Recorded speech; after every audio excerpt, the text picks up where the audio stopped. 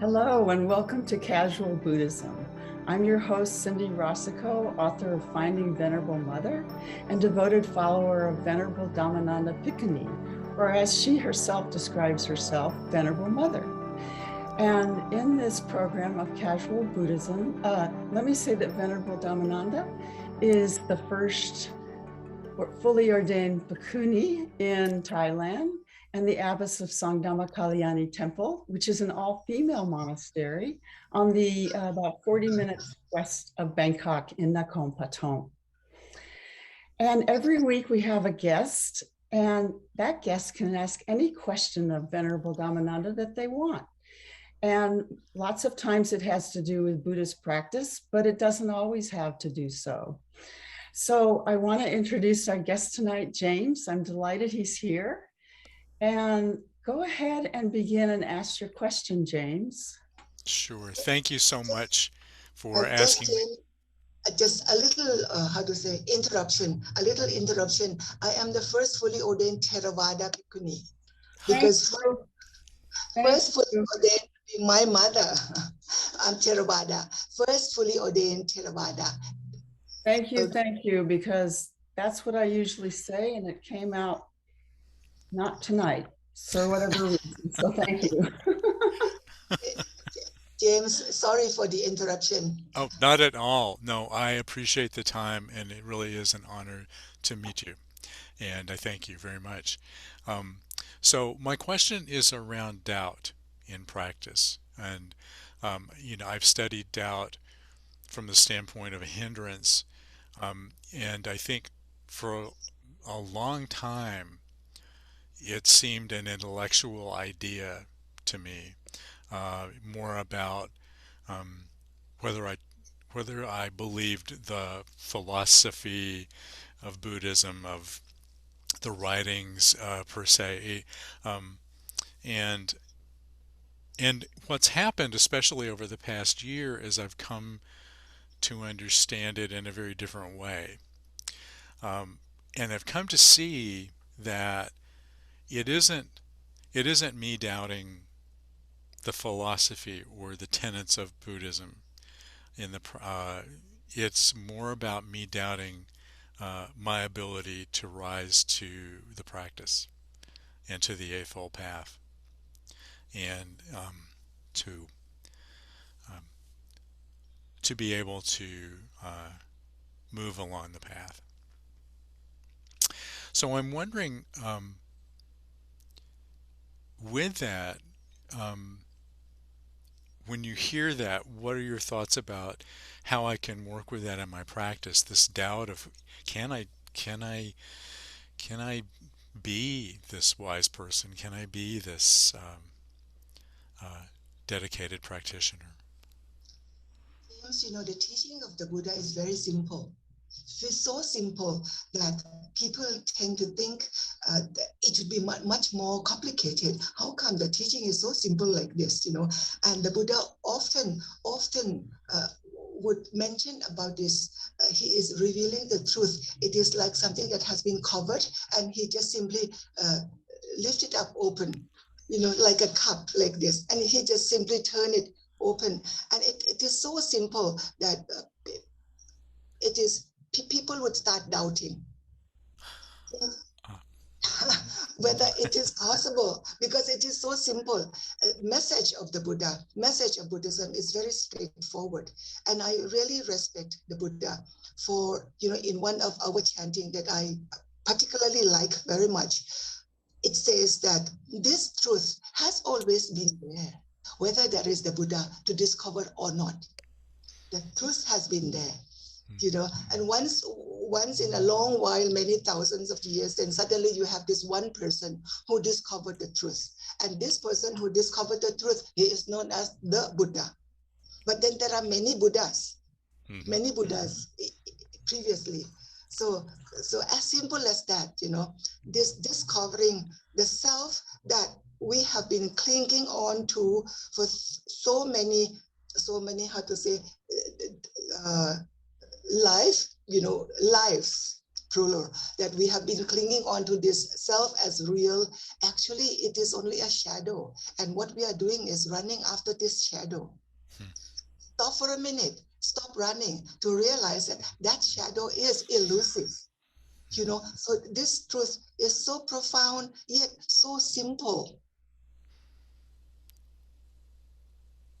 So doubting your ability is actually also an illusion.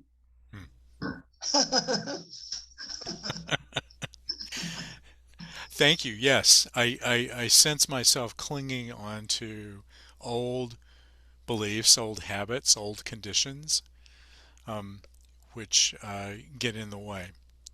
Uh, and I think uh, in the way I grew up in the United States, um, and especially I grew up. I'm a gay man, and so there's lots of issues of shame and not being enough that become attached to the ego, the idea of the self, and those come up a lot in Yes. practice.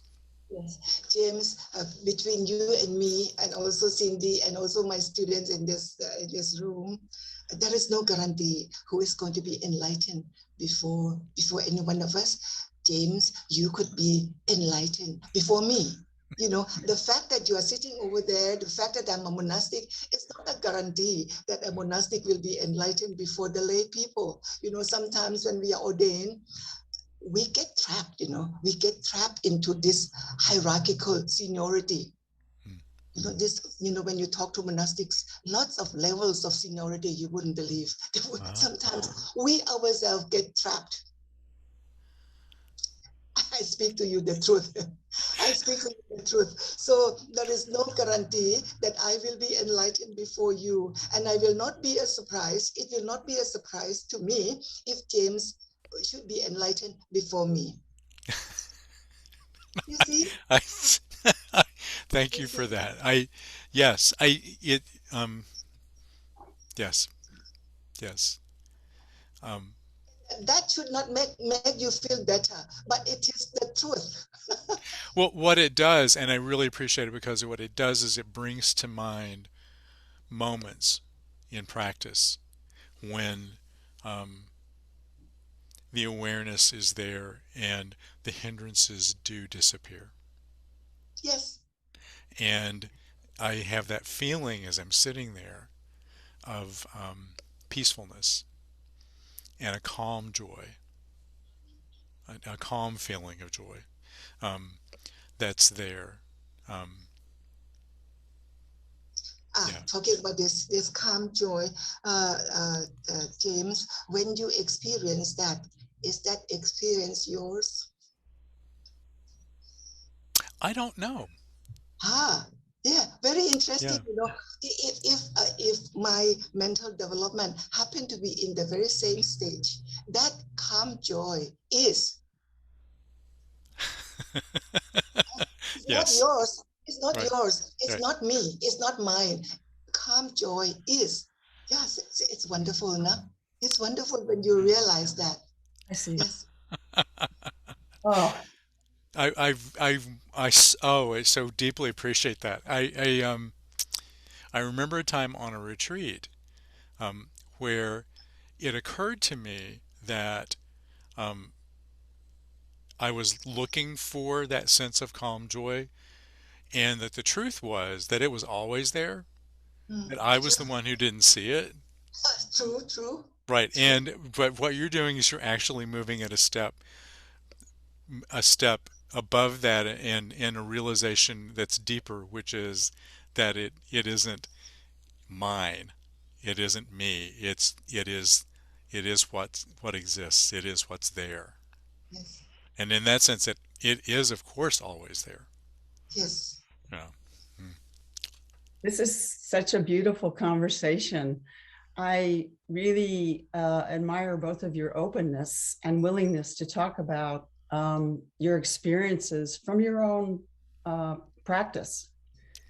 And James, do you have any final questions here? Cindy, this dialogue about question, Yeah. I have to say that I never knew whether I can handle the questions or not. It is a sharing of the moment. Yeah. Yes. Well, this Yes. is this is Moment.